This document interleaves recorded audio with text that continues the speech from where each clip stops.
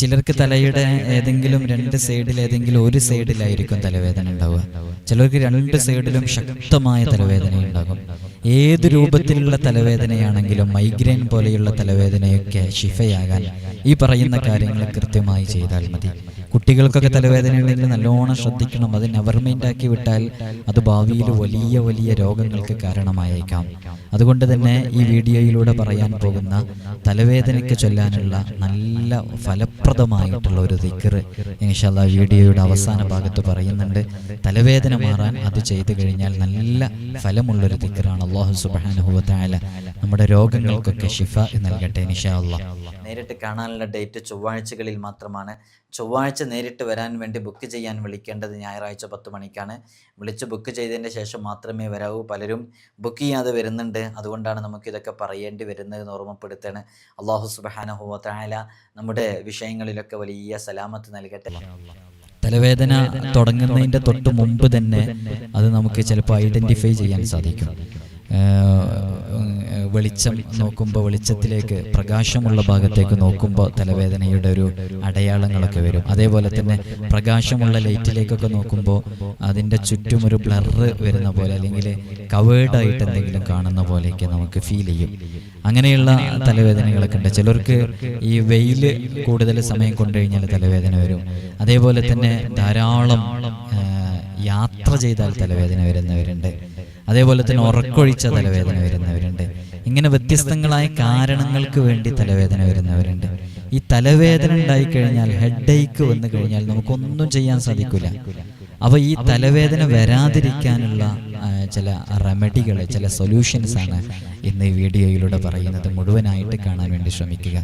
ഈ തലവേദന ശീലമുള്ള ആളുകൾ, തലവേദന ധാരാളമായിട്ട് ഇടയ്ക്കിടയ്ക്ക് ഒരു ദിവസത്തിൽ ചുരുങ്ങിയത് 1-2 തവണയെങ്കിലും തലവേദന വരും എന്നുള്ള ആളുകളൊക്കെ ഈ വീഡിയോ കണ്ടുകൊണ്ടിരിക്കുന്നവരുണ്ടാകും. അത്തരം ആളുകൾ മനസ്സിലാക്കേണ്ടത് നമ്മുടെ ജീവിതശൈലി, ലൈഫ് സ്റ്റൈൽ, അതിലൊരു മാറ്റം വരുത്തുക എന്നുള്ളതാണ്. ഈ കൺട്രോൾ അല്ലാത്ത ചില വിഷയങ്ങൾ, കൺട്രോൾ ചെയ്യാൻ പറ്റാത്ത ചില കാര്യങ്ങൾ നമ്മുടെ ഓരോ ദിവസത്തിലും നടക്കുന്നത് കൊണ്ടാണ് തലവേദന നമുക്ക് നിയന്ത്രിക്കാൻ പറ്റാത്തത്. എത്രയോ മെഡിസിൻസ് കഴിക്കുന്നുണ്ട്, തലവേദന മാറുന്നില്ലല്ലോ. ഈ ടാബ്ലറ്റ് മെഡിസിൻസ് കഴിക്കുക എന്നുള്ളത് മാത്രമല്ല, ഈ പെയിൻ കില്ലറൊക്കെ എത്രയാണ് ഓരോരുത്തർ കഴിച്ചു കൂട്ടുന്നത്. അതവസാനം കിഡ്നി ഡാമേജ് ആവാനോ അല്ലെങ്കിൽ മറ്റെന്തെങ്കിലും വിഷയങ്ങളിലേക്കൊക്കെ എത്തും. ഈ പെയിൻ കില്ലർ വല്ലാതെ അങ്ങ് കഴിച്ചു പോയാൽ, പെയിൻ കില്ലറുമായി ബന്ധപ്പെട്ടൊരു വിഷയം ഞാൻ ഇതിൻ്റെ ഇടയ്ക്ക് വെച്ച് പറയുന്നുണ്ട്. അപ്പോൾ ഈ തലവേദന സ്ഥിരമായിട്ടുള്ള ആളുകൾ ഇനി തലവേദന വരാതിരിക്കാൻ അതിനെന്താണ് ചെയ്യേണ്ടത്? അതിന് കൃത്യമായി ഈ പറയുന്ന കാര്യങ്ങൾ ഫോളോ ചെയ്താൽ തലവേദന ഒരിക്കലും ഉണ്ടാവില്ല. ഉള്ള തലവേദന, അത് മൈഗ്രെയിൻ പോലെയുള്ള തലവേദനയാണെങ്കിലും അത് മാറാൻ വലിയ ഉപകാരം സിദ്ധിക്കുന്ന നല്ല ചില സൊല്യൂഷൻസുകളാണ് ഈ വീഡിയോയിലൂടെ പറയുന്നത്. ആദ്യമായിട്ട് ശ്രദ്ധിക്കേണ്ടത് നമ്മുടെ ഫുഡ്, വെള്ളം ധാരാളമായി കുടിക്കുക. ഒരു മനുഷ്യൻ ഒരു ദിവസം കുടിക്കേണ്ട ഒരു ക്വാണ്ടിറ്റി ഉണ്ട്. ആ ക്വാണ്ടിറ്റി അനുസരിച്ച് കൃത്യമായിട്ട് ധാരാളം വെള്ളം ഡെയിലി കുടിക്കുക. വെള്ളം ധാരാളമായിട്ട് കുടിക്കുക. അതേപോലെ തന്നെ റെഗുലർ ടൈമിൽ ഫുഡ് കഴിക്കുക. കൃത്യമായ സമയത്ത് ഫുഡ് കഴിക്കുക. സമയം തെറ്റി ഡിസോർഡർ ആയിട്ട് ഭക്ഷണം കഴിക്കുന്നത് ഈ തലവേദനയൊക്കെ, അത് എത്ര നമ്മൾ മെഡിസിൻ കഴിച്ചിട്ടും മാറാത്തത് അതുകൊണ്ടാണ്. നമ്മൾ ടാബ്ലറ്റ് എടുക്കുന്നതിനോട് കൂടെ തന്നെ ഇത്രയും കാര്യങ്ങളും കൂടെ ഫോളോ ചെയ്താലാണ് നമ്മുടെ തലവേദനയ്ക്കൊക്കെ മാറ്റം ഉണ്ടാവുക. അപ്പോൾ വെള്ളം ധാരാളമായി കുടിക്കുക. റെഗുലർ ടൈമിൽ ഫുഡ് കഴിക്കുക. അത് ബ്രേക്ക്ഫാസ്റ്റ് ആണെങ്കിലും ലഞ്ച് ആണെങ്കിലും ഡിന്നർ ആണെങ്കിലും രാവിലെയുള്ള, ഉച്ചയ്ക്കുള്ള, രാത്രിയുള്ള ഭക്ഷണമൊക്കെ അത് കൃത്യമായ പ്രോപ്പർ ടൈമിൽ തന്നെ പ്രോപ്പറായിട്ട് കഴിക്കാൻ വേണ്ടി ശ്രമിക്കുക. അപ്പോൾ ഈ പല കാരണങ്ങളെ കൊണ്ട് തലവേദന ഉണ്ടാകും. നേരത്തെ പറഞ്ഞല്ലോ, വെയിലത്ത് നടക്കുമ്പോൾ ചിലപ്പോൾ ധാരാളം വെയിൽ കൊണ്ട ചിലർക്ക് നല്ല തലവേദന ഉണ്ടാകും. ചിലർക്ക് വിശക്കുമ്പോഴാണ് തലവേദന ഉണ്ടാവുക. ചിലർക്ക് ഉറക്കമൊഴിച്ചാൽ അങ്ങനെയുണ്ട്, ഉറക്കം ഒഴിച്ചു കഴിഞ്ഞാൽ തലവേദന ഉണ്ടാകും. ചിലർക്ക് ടെൻഷൻസും സ്ട്രെസ്സൊക്കെ ഉണ്ടായി കഴിഞ്ഞാൽ അപ്പം തലവേദന വരും. അതിനൊക്കെയുള്ള ഒരു പരിഹാരം എന്താണെന്ന് വെച്ചാൽ ഇത്തരം വിഷയങ്ങളൊക്കെ ആ ഒരു ശൈലിയിലേക്ക് എത്തുന്നവർ മാറ്റുക. ഈ വെയിലത്ത് നടക്കുമ്പോൾ തലവേദന ഉണ്ടെന്നുണ്ടെങ്കിൽ അത്തരം വിഷയങ്ങൾ ഒഴിവാക്കുക. അങ്ങനെ ഈ തലവേദന വരാനുള്ള കാരണങ്ങളൊക്കെ ഒഴിവാക്കുക. ഈ മൈഗ്രെയിൻ പോലെയുള്ള തലവേദനകളൊക്കെ ജനറ്റിക്കായിട്ട് വരും, പാരമ്പര്യമായിട്ട് വരും. അപ്പം അത്തരം പാരമ്പര്യമായിട്ട് വരുന്ന ഇത്തരം തലവേദനകളൊക്കെ സ്ട്രെസ് വരുമ്പോഴൊക്കെ അത് പെട്ടെന്ന് വരാനുള്ള സാധ്യതകളുണ്ട്. അതിന് നല്ല ഹെൽത്തി ഡയറ്റ്, നല്ല ആരോഗ്യകരമായിട്ടുള്ള ഭക്ഷണ രീതി നമ്മുടെ ജീവിതത്തിൽ പകർത്തുക. അതിന് പറ്റുന്നതാണ് ഇലക്കറികൾ, പഴവർഗ്ഗങ്ങൾ, ഇതൊക്കെ നമ്മുടെ ഭക്ഷണത്തിൽ ഇൻക്ലൂഡ് ചെയ്യുക. അങ്ങനെ ഇൻക്ലൂഡ് ചെയ്ത് അതൊക്കെ നമ്മുടെ ഭക്ഷണത്തിൽ ഉൾപ്പെടുത്തിയിട്ട് നാം കഴിക്കുമ്പോൾ നമ്മുടെ ജീവിതശൈലിയിൽ, നമ്മുടെ റൊട്ടീനിൽ, നമ്മുടെ ഡെയിലി റൊട്ടീനിൽ നല്ലൊരു മാറ്റം വരുമ്പോൾ അത് ശരീരത്തിൻ്റെ സന്തുലനാവസ്ഥ നിലനിർത്തി അത് ഇത്തരം വേദനകൾ, തലവേദനകളൊക്കെ മാറാനുള്ള കാരണങ്ങളാണ്.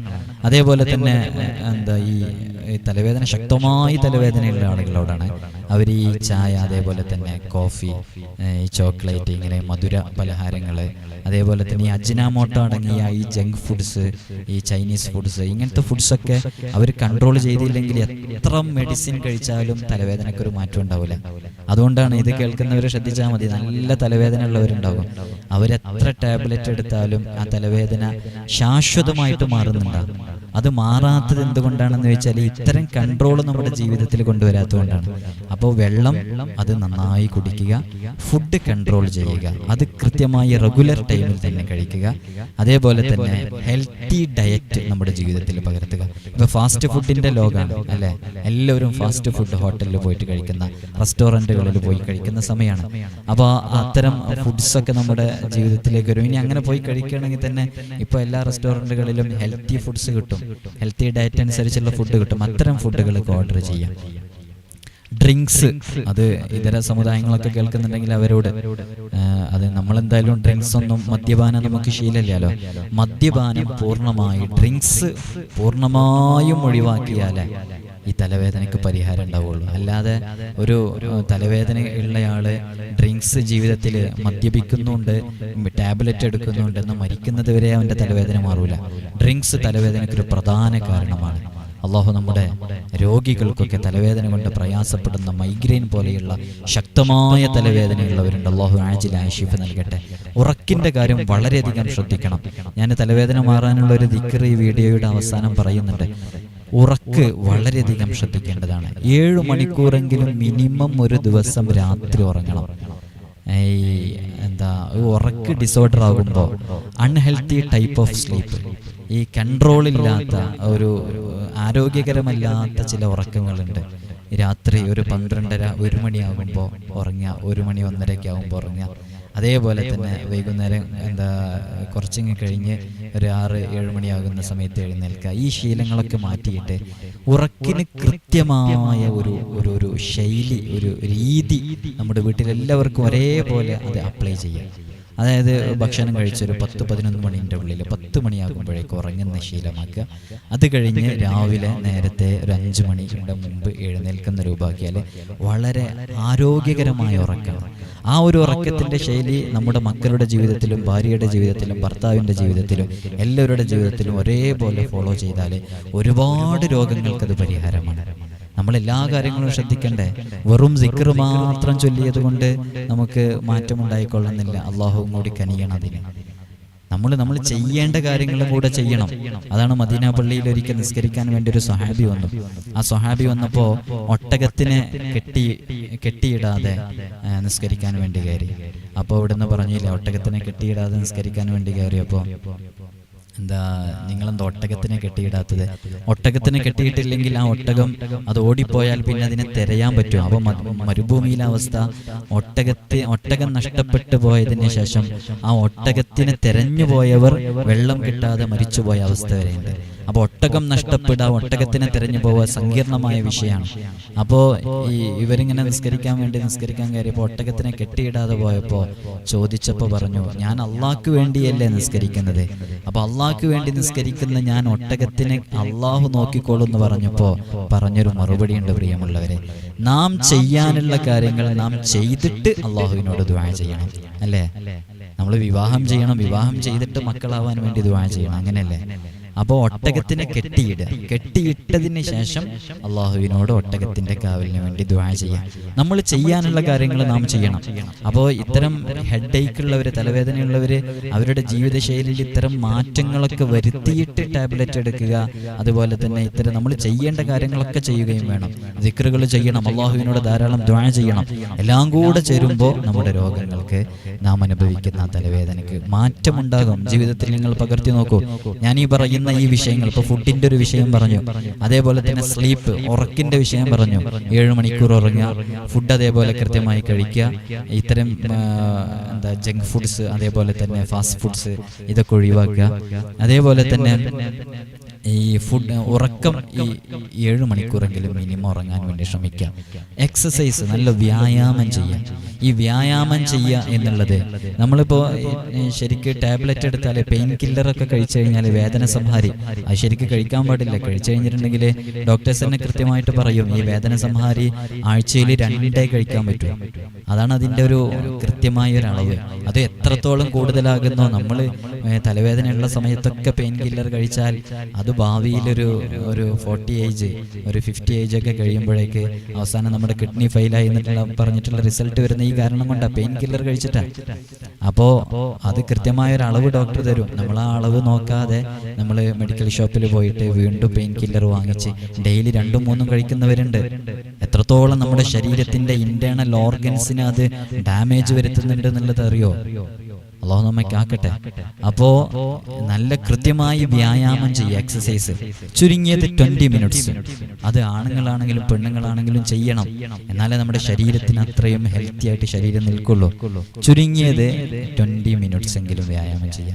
ഈ സ്ട്രെച്ചിങ് എക്സസൈസ് ഉണ്ടല്ലോ, സ്ട്രെച്ച് ചെയ്യുക എന്ന് പറയുന്നത്, ഇങ്ങനെ ആ ഒരു സ്ട്രെച്ചിങ് എക്സസൈസ്, നമ്മുടെ കഴുത്തൊക്കെ ഇങ്ങനെ റൊട്ടേറ്റ് ചെയ്തിട്ട്, അതേപോലെ തന്നെ അങ്ങനെയുള്ള യോഗ ടൈപ്പിലുള്ള എക്സസൈസൊക്കെ തലവേദനയ്ക്ക് വലിയ പരിഹാരമാണ്.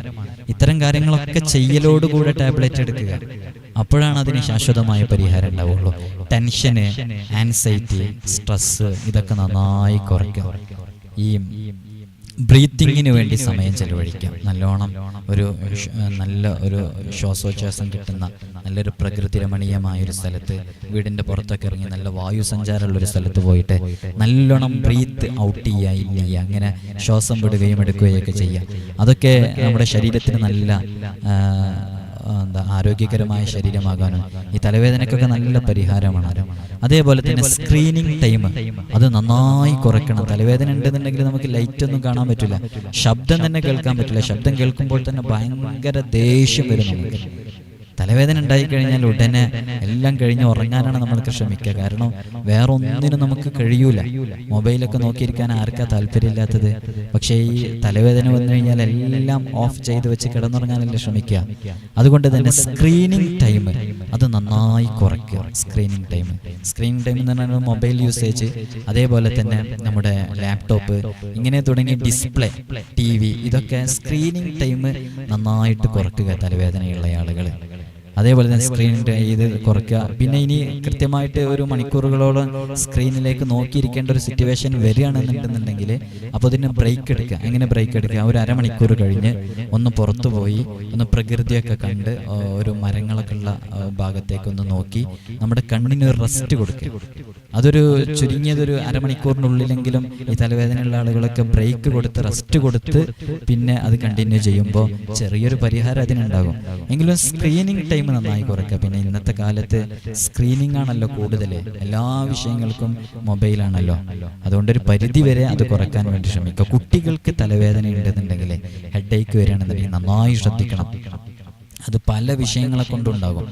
അത് വലിയ വലിയ രോഗങ്ങളിലേക്ക് എത്താതിരിക്കാൻ വേണ്ടി അതിൻ്റെ സ്റ്റാർട്ടിംഗ് പോയിന്റിൽ തന്നെ ഒരു ഡോക്ടറെ കണ്ട് കൃത്യമായ അതിൻ്റെ കാരണങ്ങൾ കണ്ടെത്തിയിട്ട് അതിനുള്ള ട്രീറ്റ്മെൻറ്റ് എടുക്കുക. കുട്ടികളാണല്ലോ, അതുകൊണ്ട് നല്ല ട്രീറ്റ്മെൻറ്റ് അതിനെടുക്കണം. പെയിൻ കില്ലർ അത് വളരെ ഡേഞ്ചറായ വിഷയമാണ്. അത് കഴിക്കുമ്പോൾ നല്ലോണം ശ്രദ്ധിച്ച് ഡോക്ടറുടെ നിർദ്ദേശപ്രകാരം മാത്രമേ ഈ പെയിൻ കില്ലറൊക്കെ കഴിക്കാൻ പറ്റുള്ളൂ. പെയിൻ കില്ലറിൻ്റെ ഇൻസ്റ്റഡായിട്ട് പകരമായിട്ട് ചെയ്യാൻ പറ്റുന്ന ഒരുപാട് സംഭവങ്ങളാണ് ഈ പറഞ്ഞതൊക്കെ. തലവേദനയുള്ള ആളുകളൊക്കെ വളരെ പ്രധാനമായിട്ട് ശ്രദ്ധിക്കേണ്ടത് അവരുടെ തലവേദന ഏത് കാരണം കൊണ്ടാണ് വരുന്നത് എന്നുള്ളത് നോക്കുക. ഈ ഉറക്കൊഴിച്ച തലവേദന വരും. ഞാൻ ഇത് പറയുമ്പോൾ കേൾക്കുന്നവരിൽ തന്നെ ഉണ്ടാവും ഉറക്കൊഴിച്ച നല്ല തലവേദനയുള്ളവരുണ്ടാകും. അതേപോലെ തന്നെ വെയിലത്ത് നടക്കുമ്പോൾ, അതേപോലെ തന്നെ ടെൻഷൻ ഉണ്ടാകുമ്പോൾ, സ്ട്രെസ് ഉണ്ടാകുമ്പോൾ, തീരെ ഉറങ്ങാതിരിക്കുന്ന ഇങ്ങനത്തെ ഇത്തരം കാര്യങ്ങളൊക്കെ തലവേദന ഉണ്ടാകാനുള്ള കാരണങ്ങളൊക്കെ ഒഴിവാക്കുക. ഈ പെയിൻ കില്ലർ നല്ലോണം ശ്രദ്ധിച്ച് കഴിക്കേണ്ടതാണ്. അത് ഡോക്ടറുടെ നിർദ്ദേശത്തിനല്ലാതെ കഴിക്കരുത്. ഭാവിയിൽ ഈ പെയിൻ കില്ലർ കഴിച്ച് ഇതിൻ്റെ പേരിലുണ്ടാകുന്ന രോഗങ്ങൾക്ക് വേണ്ടിയിട്ട് ഭീമമായ തുക നമുക്ക് വലിയ വില കൊടുക്കേണ്ടി വരും.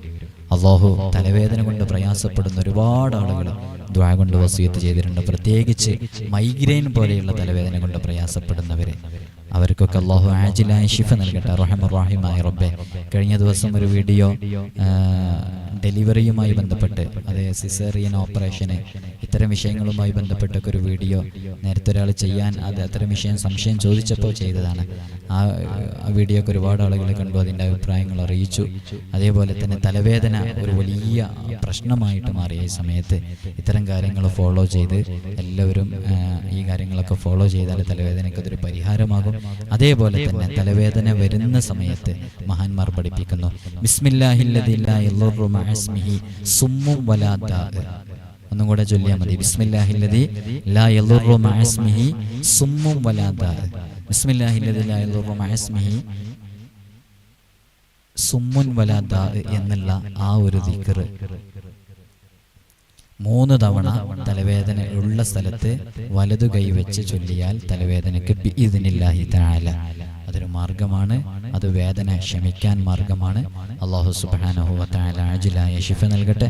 അർഹമർ റഹീമായ റബ്ബേ, മൈഗ്രെയിൻ പോലെയുള്ള ശക്തമായ തലവേദനകളെ കൊണ്ട് പ്രയാസപ്പെടുന്നവരുണ്ട്, നീ ആജിലായ കാമിലായ ശിഫ നൽകണം അല്ലാഹ്. ഒരുപാട് ആളുകൾ ദുആ കൊണ്ട് വസിയത്ത് ചെയ്തിട്ടുണ്ട്. അല്ലാഹുവേ, നീ ശിഫയാക്കണം റഹ്മാനെ. അതുപോലെ തന്നെ വ്യത്യസ്തമായ വിഷയങ്ങൾക്ക് വേണ്ടി ഓരോരുത്തരും ഫോൺ വിളിക്കുന്നുണ്ട്. ഫോൺ വിളിക്കുന്നതിനേക്കാളും ഏറ്റവും ബെറ്റർ നിങ്ങൾക്ക് വാട്സപ്പ് ത്രൂ മെസ്സേജ് അയച്ച് കാര്യങ്ങൾ ചോദിക്കലായിരിക്കും. ഇതിൻ്റെ താഴ്ഭാഗത്ത് വാട്സപ്പ് നമ്പർ കൊടുത്തിട്ടുണ്ട്. നിങ്ങൾക്ക് അതിൽ എന്ത് ചെയ്യുക, കോൾ ചെയ്യാവുന്നതാണ്. കോൾ ചെയ്യാനല്ല, വാട്സപ്പ് വഴി നിങ്ങൾക്ക് മെസ്സേജ് അയച്ച് നിങ്ങളുടെ പ്രശ്നങ്ങൾക്ക് പരിഹാരങ്ങൾ കണ്ടെത്താവുന്നതാണ് ഇൻഷാ അല്ലാഹ്. ഏറ്റവും നല്ലത് നിങ്ങൾക്ക് നേരിട്ട് വരാതെ ഓൺലൈൻ കൺസൾട്ടേഷൻ വഴി കാര്യങ്ങളൊക്കെ പറഞ്ഞ് അതിന് പരിഹാരം കണ്ടെത്തലാണ് ഇൻഷാ അല്ലാഹ്. നമ്പർ താഴെ കൊടുക്കുന്നുണ്ട്. ഓരോരുത്തരും അവരുടെ വിഷയങ്ങൾ എഴുതി അറിയിച്ചാൽ ഇൻഷാ അല്ലാഹ് അതിന് കൃത്യമായി പരിഹാരം കണ്ടെത്താൻ സാധിക്കും. അല്ലാഹു തൗഫീഖ് നൽകി അനുഗ്രഹിക്കുമാറാകട്ടെ. ഫോൺ വിളിച്ചാൽ അധികം എടുക്കാൻ സാധിക്കൂല, അതുകൊണ്ടാണ് അങ്ങനെ പ്രത്യേകം എടുത്തു പറഞ്ഞത്. ഇൻഷാ അല്ലാഹ്. അസ്സലാമു അലൈക്കും വറഹ്മത്തുള്ളാഹി തആല വബറകാതുഹു.